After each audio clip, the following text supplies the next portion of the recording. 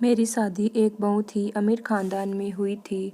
मैं इस वजह से बहुत खुश थी कि सारी ज़िंदगी मैंने अपनी ख्वाहिशों को दबाते हुए गुजारी थी। मुझे पैसे की कद्र और कीमत का अंदाज़ा था। हमने अपने पापा और मम्मी से हमेशा 2 रुपए के लिए मार खाई थी।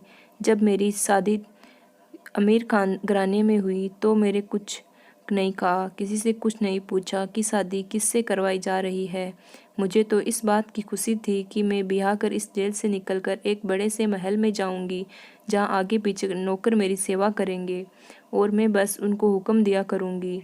बात भी ऐसे ही थी। मेरी बारात मेरे घर के अंदर दाखिल हुई तो मैं सोच नहीं सकती थी कि कितने इतने स्मार्ट और महंगे महंगे कपड़े वाले लोग जो मेरे घर पर आए हैं वह मेरे ससुराल वाले हैं। उनके सबके चेहरे पर बहुत ही खूबसूरती और चमक धमक थी।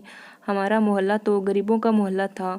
हमने तो मेकअप भी सस्ता वाला कर रखा था, लेकिन जब यह लोग मुझे ब्याह कर अपने घर ले गए, मैं उस घर को तो देखते ही रह गई थी। घर क्या था, राजा महाराजाओं जैसा महल था। दुनिया जहान की रोशनी और खूबसूरती उस महल में बिखरी पड़ी थी। मुझे लगा मैं किसी नई दुनिया में आ गई हूँ। अब घर में आने के बाद मुझे सबसे पहले अपने पति को देखने की जल्दी थी, क्योंकि मेरी माँ और पापा ने मुझे मेरे पति की फ़ोटो भी नहीं दिखाई थी। बस कहा था कि तुम हमारी अच्छी बेटी हो और अच्छी बेटियाँ अपने पति को देखने की जिद नहीं करती। हालांकि लड़कियों को यह हक है कि वह अपने होने वाले पति को देखें, पर मेरे पापा ने और मेरी माँ ने यह हक मुझसे छीन लिया था। जब मैं अपनी ससुराल में दाखिल हुई तो मेरा स्वागत मेरे पति की बजाय मेरी सास ने किया था और मुझे मेरे पति के कमरे में बिठाने की बजाय मेरी सास के कमरे में ही बैठा दिया गया था। मैं समझी थी कि शायद उन लोगों ने कोई रस्म करना होगा। फिर कुछ और लड़कियां उस कमरे में आई, छोटी मोटी रस्में की। घर पर मेरे पति ने चेहरे से सेहरा नहीं हटाया। मैं तो खुद नज़रें झुकाकर बैठी हुई थी। मैं अपनी पति को उस वक्त नहीं देख सकती थी, पर मैं किस्मत की मारी मुझे क्या पता था कि अब मेरी मुश्किलों का दौर शुरू हो चुका है। सब लड़कियों के कमरे से जाने के बाद मैं उम्मीद कर रही थी कि मेरी सास मुझे उठाकर मेरे शौहर के कमरे में ले जाएंगे, मगर ऐसा कुछ भी नहीं हुआ। वह मेरे कमरे को बाहर से बंद करके चली गई। मैं पीछे उनका इंतज़ार करती रह गई। लगभग आधा घंटा गुजर गया, पर जब मेरी सास ना आई तो मुझे फ़िक्र होने लगी, कहीं मुझे बंद करके तो नहीं चली गई। दिमाग में अजीब अजीब ख्याल आ रहे थे। पति से मिलने की भी जल्दी थी, क्योंकि शादी के बाद हर औरत की यह ख्वाहिश होती है कि उसका पति उसे मोहब्बत करे, अपनी मोहब्बत का इजहार करे, उसकी खूबसूरती की तारीफ़ करे, उसे ढेर सारी प्यार भरी बातें करे। पर यहाँ तो ऐसा कुछ भी नहीं हो रहा था। बैठे बैठे मेरी कमर अकड़ने लगी थी। इससे पहले कि मैं बेड से उठकर दरवाजे तक जाती, कमरे का दरवाज़ा ज़ोर से खुला और मेरी सास किसी तूफान की तरह कमरे के अंदर दाखिल हुई।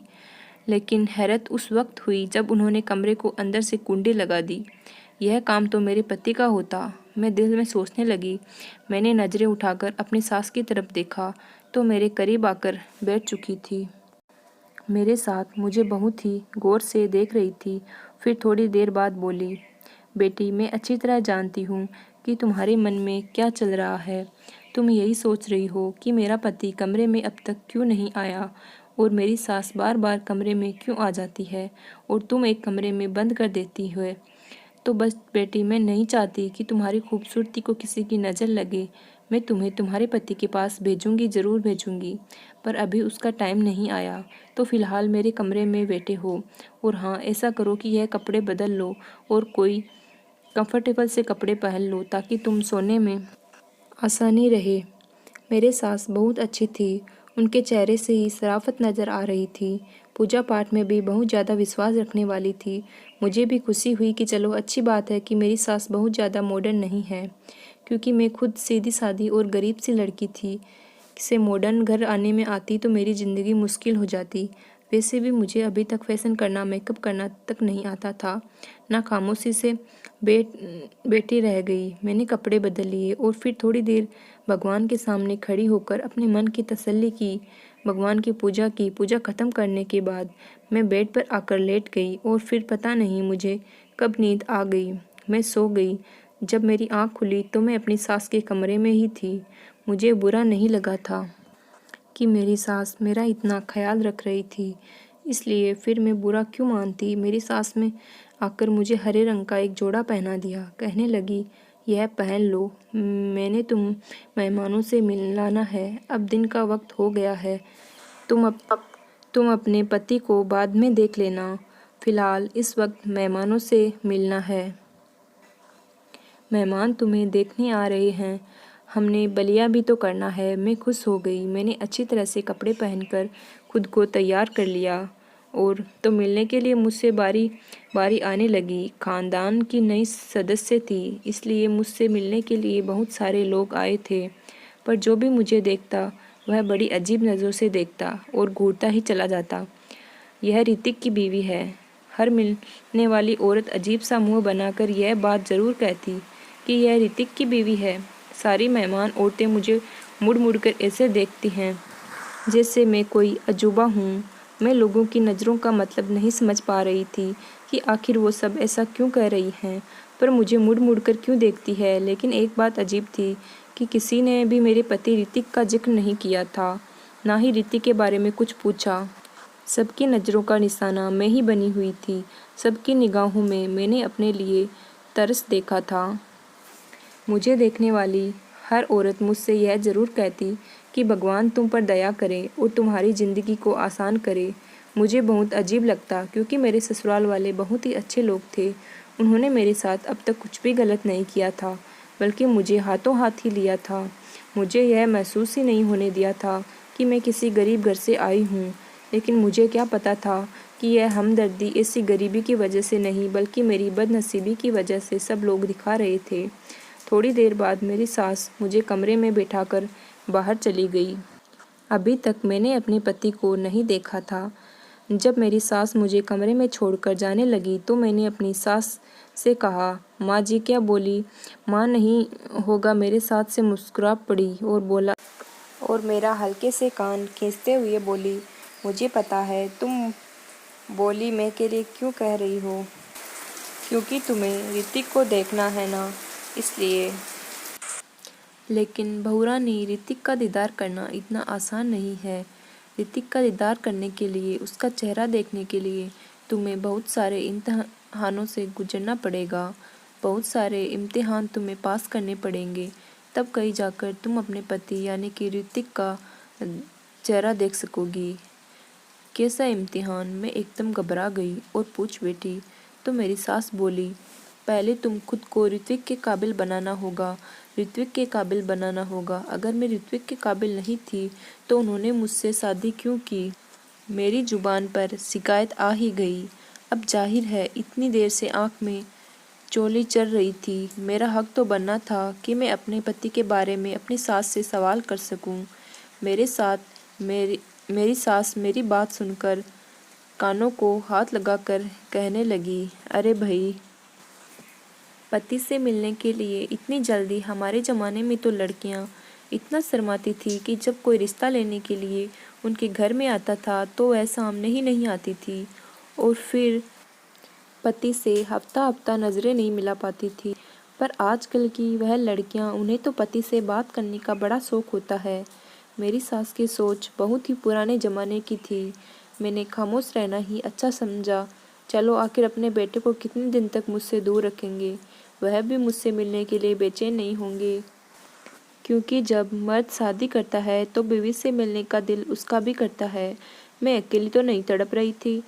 इस आग में मैं यही सोचकर खामोश हो गई थी। लेकिन मेरे पति की तरफ से किसी भी तरह की कोई जल्दबाजी दिखाई नहीं दे रही थी। कहीं से भी कोई आसार नज़र नहीं आ रहे थे। क्यों नहीं मुझसे मिलने की जल्दी है? इसी तरह से पूरा दिन गुजर गया, यहाँ तक कि दोबारा रात हो गई। अब तो मेरा पारा गर्म होने लगा। मैंने अपने सास से कहा कि आज भी मैं क्या अपने कमरे में नहीं जाऊंगी? मेरे सासों की वही पुरानी जमाने की बातें लेकर बैठ गई। अरे अजीब बेशर्म लड़की हो तुम। बहुत जल्दी है अपने पति के कमरे में जाने की, वह भी शादी के दूसरे ही दिन। बात ही मेरी सास ने बहुत ही अजीबोगरीब बना दिया था कि मेरा दिल ही उठ गया। अच्छा चलो, एक काम करते हैं, मेरी सास ने मुझे अपने पास बुलाते हुए कहा। क्या काम? मैंने सवालिया नज़रों से उनकी तरफ देखा। बेटा, जब तुम्हारा पति तुमसे मिलने के लिए आए तो तुम दोनों के बीच में एक पर्दा होना चाहिए। कम से कम 7 दिन तक तुम्हें सुबह सवेरे उठकर आरती करनी होगी और सोने से पहले भी भगवान जी की पूजा करनी होगी। हमारे जो पंडित जी है उन्होंने यही कहा है कि 7 दिन तक तुम्हें यह विधि करनी होगी और इससे पहले तुम अपने पति का चेहरा नहीं देख सकती। मेरा बेटा ऋतिक भी पूजा पाठ से दूर भागता है, इसलिए उसको भी 7 दिन तक यह विधि पूरे विधान से करनी होगी, तभी वह भी तुम्हारा चेहरा देख सकेगा। मेरे बेटे को सुधारने का एक ही तरीका है, क्योंकि वह पूजा पाठ में विश्वास नहीं रखता। तो 7 दिन तक इस विधि को तुम्हें और मेरे बेटे ऋत्विक दोनों को इस विधि को पूरा करना होगा। इस तरह मेरा बेटा सुधर जाएगा और पूजा पाठ में और भगवान में विश्वास करने लगेगा, और उसके बाद तुम दोनों एक दूसरे की शक्ल देख लेना। मैं अपनी सास की बात सुनकर चुप हो गई थी, लेकिन मुझे दिल में खुशी हुई थी कि सास का रवैया मेरे साथ अच्छा था। वह बस यह चाहती थी कि हमारे रिश्ते में भगवान जी की कृपा बने रहे, एक दूसरे से लड़ाई झगड़ा ना करे। इसलिए मुझे पहले पूजा पाठ का पाबंद बनाना चाहती थी। मुझे अपनी सास की इस सोच पर खुशी हुई थी। मैंने कहा, ठीक है, मैं आज से ही यह विधि करना शुरू करूँगी। फिर उसी समय से ना भगवान जी की पूजा पाठ में लग गई। मेरी लगन देखकर मेरे साथ बहुत खुश होती, कहती तो बहुत अच्छी लड़की हो, भगवान तुम्हारी उम्र लंबी करे और मेरे बेटे ऋत्विक के लिए तुम्हारे दिल में मोहब्बत पैदा करे। अब मैं अपनी सास को क्या बताती कि ऋत्विक के लिए मेरी मोहब्बत और उसी समय से शुरू हो गई थी जब मैंने ऋतिक के साथ फेरे लिए थे।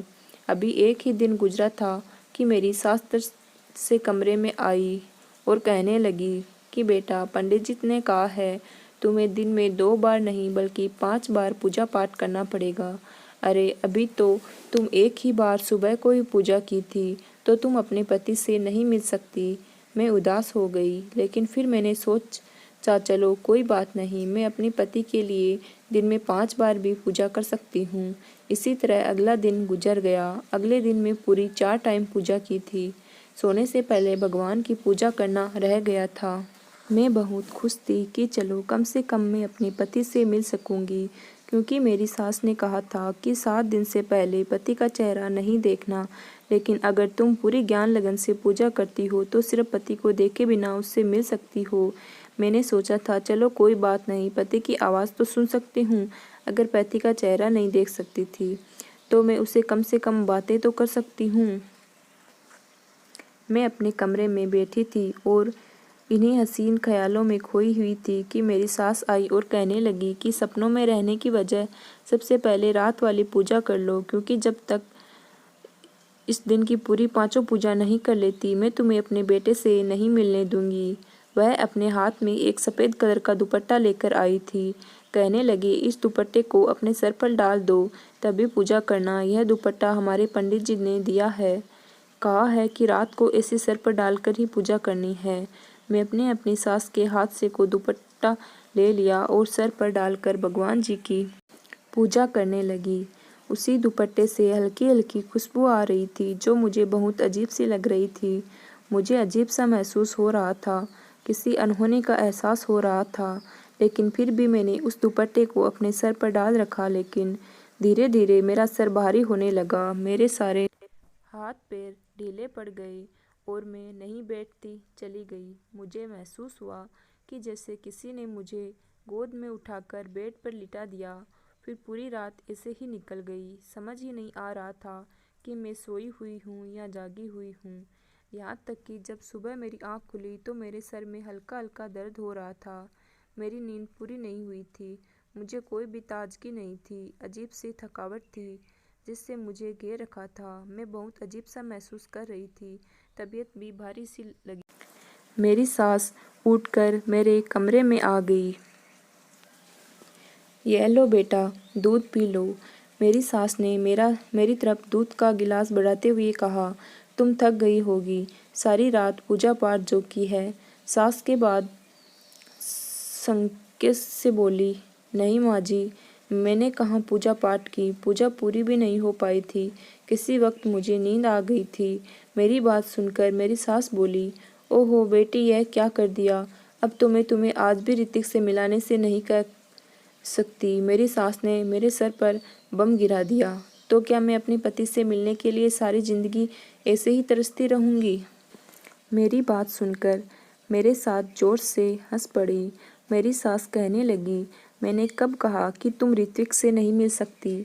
बस आज की पूजा पाठ पूरे विधि विधान से कर लेना, फिर तुम रात को ऋत्विक से मिल सकती हो। मैंने अपनी सास से कहा, ऋत्विक का दिल नहीं करता मुझसे मिलने के लिए। तो मेरी सास हंस पड़ी, अरे वह तो दिन रात मेरा दिमाग खाता है कि मुझे निशा से मिलवा दो। लेकिन नहीं बेटी, जब तक तुम दोनों पूरा पूजा पाठ पूरी विधि विधान से नहीं कर लेते, मैं तुम्हें एक दूसरे से नहीं मिलवा सकती हूँ। सास की बात सुनकर मैं खामोश हो गई। आज तो मेरा पूजा करने का भी दिल नहीं कर रहा था, क्योंकि 3 दिन हो गए थे और मैंने अपने पति को देखा ही नहीं था। पर फिर एक अजीब ही सिलसिला शुरू हो गया। मैं दिन में 4 बार पूजा करती, लेकिन रात की पूजा के बाद मेरी सास मेरे कमरे में आती और कहते ही कि बेटी, आज मैं तुम्हारे लिए फलां चीज़ खाने को लाई हूँ, यह तुम खा लो। मैं वह चीज़ खा लेती और उसे खाते ही मुझे नींद आने लगती। मेरे सास कभी खजूर लेकर आ जाती, तो कभी दूध की प्याली, तो कभी खीर, तो कभी शरबत। सास की लाई हुई चीज़ों को खाते ही मन नींद के आगोश में चली जाती। फिर पूरी रात सोई रहती, ना जागती रहती। बस ऐसा लगता कि मेरे पास कोई है। मैं किसी को अपनी आगोश में महसूस करती थी। लेकिन एक रात मैंने सोच लिया कि मैं सच्चाई जानकर रहूँगी। क्या फिर रात को मेरे पास कौन होता है और मेरी सास मुझे सुनाने वाली चीज़ें क्यों खिला देती है? रात होते ही जैसे ही मेरी सास मेरे पास आई और कहने लगी, बेटा, मैं तुम्हारे लिए यह जूस लेकर आई हूँ, इसे पी लो, तुम्हें ताकत मिलेगी। दिन भर दिन कैसे कमज़ोर होती जा रही हो। मैंने जूस की तरफ देखा भी नहीं और अपनी सास से बोली, नहीं माँ जी, आज जूस पीने का बिल्कुल भी मन नहीं कर रहा, आप इसे वापस ले जाएं। रात वाली पूजा करने जाती हूँ। मैं तब लगभग 1 हफ्ते से कोशिश कर रही थी कि रात वाली पूजा को पूरा कर लूँ, लेकिन मैं रात वाली पूजा कर ही नहीं पाती थी। इससे पहले ही मुझे नींद आ जाती थी। इसलिए आज मैंने सोच लिया था कि कुछ भी नहीं खाऊंगी पीऊंगी और पूजा पूरी करूंगी। मेरे साथ मुझे तुम करते हुए बोली, कोई बात नहीं, पूजा भी कर लेना, लेकिन पहले यह जूस भी पी लो। लेकिन मैंने अपनी सास को कह दिया कि मुझे जूस नहीं पीना। मेरे तेवर देखकर मेरे साथ मुझे छोड़कर चली गई। वह समझ गई थी कि अब मैं उनके और बहकावे में नहीं आने वाली। थोड़ी देर के बाद मेरी सास कमरे में दाखिल हुई। बहुत ही तेज़ परफ्यूम लगा रखा था। खुशबू मुझे कुछ जानी पहचानी सी लगी थी, लेकिन मैं अपनी नाक को बंद किए बैठी रही। थोड़ी देर बाद मेरे साथ सास फिर कमरे में आई। मैं पूजा करने की तैयारी कर रही थी। मेरे सास के चेहरे से साफ लग रहा था कि मुझे जागता हुआ देखकर वह परेशान है। तीसरी बार मेरी सास मेरे कमरे में फिर आई। मुझे बहुत अजीब लग रहा था कि मेरे साथ मेरे कमरे में बार बार क्यों आ रही है। इस बार उनके हाथ में एक सफ़ेद रंग की चादर थी। कहने लगी, बहू, मैंने तुमसे कितनी बार कहा है कि पूजा करने से पहले यह सफ़ेद चादर ओढ़ लिया करो। यह लो, मैं तुम्हारे लिए नई चादर लेकर आई हूँ, इसे ओढ़ लो। मैंने सोचा, आखिर चादर ओढ़ने में क्या हर्ज है। मैंने अपनी सास के हाथ से वह चादर लेकर अपने सिर पर डाल ली और फिर मेरे साथ जो हुआ मैं बिल्कुल नहीं चाहती थी। चादर ओढ़ते ही मेरे ऊपर बेहोशी सवार होने लगी, नींद आने लगी और फिर मैं सो गई। इस कदर गहरी नींद की जब मेरी आँख खुली तो सुबह के लगभग 8 बज रहे थे। मुझे लेट उठना बिल्कुल भी पसंद नहीं था, लेकिन फिर भी आज मैं लेट उठी थी। लेकिन इतना लेट उठने के बावजूद भी मेरा मूड बिल्कुल भी ख़राब नहीं था, बल्कि बहुत अच्छा था, क्योंकि मुझे पता था कि अब आगे मुझे क्या करना है, मेरा अगला कदम क्या होगा, अपनी सास की चालाकी से मैंने कैसे बचकर निकलना है। मैंने सोच लिया था कि मैं अब यह पर्दाफाश करके ही रहूँगी, तो मैंने ऐसा ही किया। रात का वक्त हो गया। रात होते ही मेरे सास की आवाजाही मेरे कमरे में बढ़ने लगी। मैंने बिस्तर पर तकिया रखा और वहीं लेट गई। मैंने सोने का नाटक करना था। मेरी सास रोज मुझे किसी न किसी बहाने सुला देती थी। आज मैं खुद ही सो गई। अपनी सास को दिखा दिया कि मैं सो चुकी हूँ, ताकि वह मुझे सुलाने के लिए मेरे कमरे में न आए।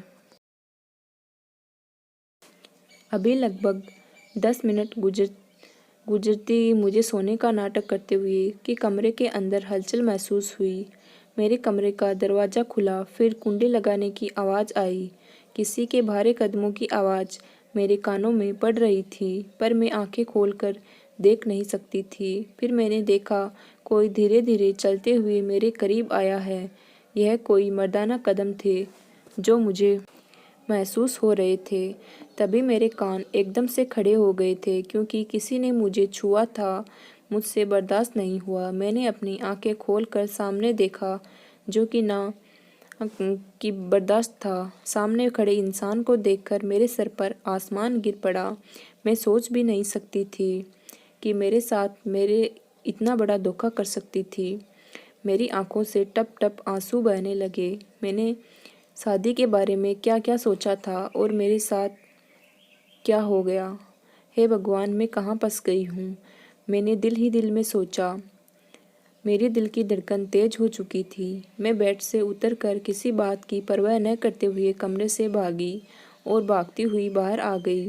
मेरी सास ने मुझे देखा तो वह हक्का बक्का रह गई। उनके चेहरे का रंग पीला पड़ गया। मचलती हुई अपनी सास से बोली, आपने मेरे साथ इतना बड़ा धोखा किया, आपको शर्म नहीं आई? अगर मेरी जगह आपकी बेटी होती तब आप क्या करती? मेरी आंखों से लगातार आंसू बहे जा रहे थे।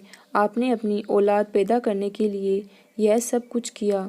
मैं सोच भी नहीं सकती थी कि आप लोग इतना नीचे गिर जाएंगे, इतने घटिया निकलेंगे। मेरी बात सुनकर मेरी सास मेरे पास आ गई और मेरे हाथ को थामते हुए कहने लगी, बेटी, भगवान के लिए ऐसी बातें ना करो। मैंने तुम्हारा चेकअप करवाया है। तुम थकी थकी सी रहती थी, तुम्हें चक्कर आते थे। तुम्हें याद है ना, उस दिन हमारे घर एक दाई आई थी। उसी ने तुम्हारा चेकअप किया था। उसने बताया कि तुम उम्मीद से हो। मेरे साथ मेरे सिर पर एक और बम फोड़ दिया। यह क्या कह रही है आप? आपने तो कहा था कि मेरे बेटे से मिलने के लिए तुम्हें ना जाने क्या क्या इम्तिहान पास करने पड़ेंगे। फिर मैं पेट से कैसे हो गई? आप यह कैसे कह सकती है कि मैं आपके बेटे के बच्चे की माँ बनने वाली हूँ? आपको एहसास भी है आप क्या कह रही हैं? मेरी सास मेरी बात सुनकर सर झुकाकर बोली, बेटी, मैं क्या करती? मैं मजबूर थी। औलाद की खुशी किसे नहीं चाहिए होती। अगर मैंने उसके लिए थोड़ी सी हेरा फेरी कर ली तो मुझे माफ़ कर दो। मैं और कुछ नहीं कर सकती थी। एक माँ होने के नाते मुझे अपनी भलाई भी सोचनी थी और अपने बेटे की खुशी भी सोचनी थी। मैंने अपनी सास की कोई बात नहीं सुनी। सास मेरे से विनती कर रही थी कि अब तो तुम्हारी कोख में हमारा पोता है, हमारी औलाद है, तो तुम्हें इस तरह घर से नहीं जाना चाहिए। लेकिन मैं अपनी सास की कोई भी बात सुनना नहीं चाहती थी। इतने बड़े धोखे के बाद मैं इस घर में रहती, यह मुझे बिल्कुल भी गवारा नहीं था।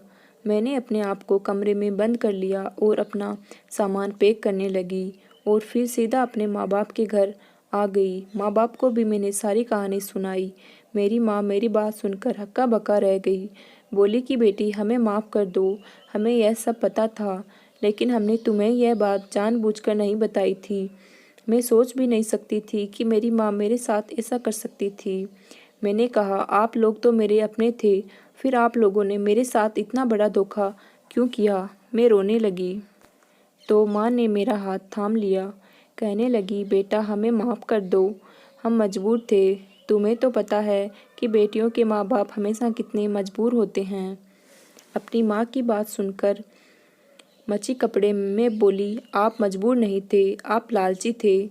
मेरी बात सुनकर मेरी मजारों पता रोने लगी। अब मुझे उनको भी इसी तरह से कहना अच्छा नहीं लग रहा था, लेकिन मैं क्या करती, क्योंकि उन्होंने मेरे साथ बहुत बड़ा धोखा किया था। और हो गया। घर के दरवाजे पर दस्तक हुई। घर के बाहर खड़ी हुई थी उसका हुलिया देखकर लग रहा था कि वह भी अपने पति से लड़कर आई है। यह सब देखते ही मेरा दिल बैठने लगा। मैंने कहा, तुम भी अपने घर में सुकून से नहीं हो।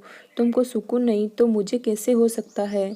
तो तुम्हारी तो शादी इतने बड़े घर में हुई है, फिर भी खुश नहीं हो तो मैं कैसे खुश रह सकती हूँ। हमारे घर में रुपये पैसों की तंगी है।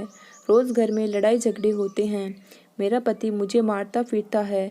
एक वक्त की रोटी के लिए हम लोग तरस जाते हैं। अब हम बहनें अपने माँ बाप के घर बैठे गए थे। मुझे लगने लगा कि मैं अपने माँ बाप जुल्म कर रही हूँ। रात को सोने के लिए लेटी तो वही वाला मंजर मेरी आंखों के सामने घूमने लगा। जब मेरा कमरे में कोई आया था और मैं चीख कर अपनी सास के पास पहुंची थी। मेरे कमरे में आने वाला कोई और नहीं बल्कि मेरा पति था। मेरा पत्नी इतना क्रूर था, उसकी शक्ल देखते ही मेरे सर पर आसमान गिर पड़ा था। पता नहीं मेरा पति जन्म से ही इतना बदसूरत था या फिर बाद में किसी दुर्घटना में ऐसा हुआ था, लेकिन जो भी था बहुत ज़्यादा बदसूरत था मेरा पति। यही सब सोचते सोचते मेरा दिल घबराने लगा। मैं एकदम से उठकर बैठ गई। मुझे लगा कि मैं अपने माँ बाप के साथ बहुत गलत कर रही हूँ। मेरे माँ बाप ने जो किया वह मजबूरी में किया, क्योंकि हम बहुत गरीब लोग थे और गरीब की लड़की ब्याहने कोई नहीं आता जब दहेज के लालची होते हैं। अगर मेरा पति बदसूरत है तो क्या हुआ, मुझे उसकी सूरत देखकर डर तो बहुत लगा था। मैं बेहोश होते होते बची थी और यही बात मेरे माँ बाप ने मुझसे छुपाई थी, लेकिन वह क्या कर सकते थे। मेरी माँ की भी मजबूरी थी और मेरी सास की भी मजबूरी थी। वह भी अपने बेटे की खुशी चाहती थी, अपने खानदान का वारिस चाहती थी। यह बात मेरे पति ने अपनी माँ से कही थी कि मेरे चेहरे को मेरी पत्नी से छुपा कर रखा जाए, क्योंकि इतने बदसूरत इंसान के साथ कोई भी लड़की रहना पसंद नहीं करेगी। फिर मैंने अपने माँ बाप की गरीबी और मजबूरी को देखते हुए एक फ़ैसला लिया। बदसूरत पति के साथ रहने के लिए तैयार हो गई। मैंने अपने सामान बांधा और वापस अपने ससुराल आ गई, जहाँ पर मेरा पति और मेरी सास मेरा इंतज़ार कर रहे थे। मेरे पति का सर मेरे सामने झुका हुआ था और वह मुझसे माफ़ी मांग रहे थे। मुझे माफ़ कर दो, मैंने तुम्हारे साथ बहुत बुरा किया है, तुम्हें धोखा दिया, तुम्हारी उम्मीदों और ख्वाबों को तोड़ा है। लेकिन यकीन करो, मैं दिल का बहुत अच्छा हूँ। तुम जैसा कहोगी मैं वैसा ही करूँगा। मेरी सास भी मुझसे माफ़ी मांग रही थी। कहने लगी, बेटा हमें माफ़ कर दो, हमारी मजबूरी थी। कौन सी माँ ऐसी होगी जो चाहेगी कि उसके बेटे का घर बस जाए और उसके ख़ानदान को वारिस मिले। मैंने अपनी सास और अपने पति को माफ़ कर दिया। यह तो मुझे पता था कि एक दिन बहुत अच्छे पति साबित होंगे और मेरा बहुत ज़्यादा ख्याल रखेंगे। अब जो भी था, जैसा भी था, ऋत्विक ही मेरे पति थे। इसलिए मैंने अपने पति को माफ़ कर दिया और अपने पति के घर पर ही रहने का फ़ैसला कर लिया। इसी प्रकार की और कहानियाँ देखने के लिए मेरे चैनल को लाइक, शेयर एंड सब्सक्राइब करें। धन्यवाद।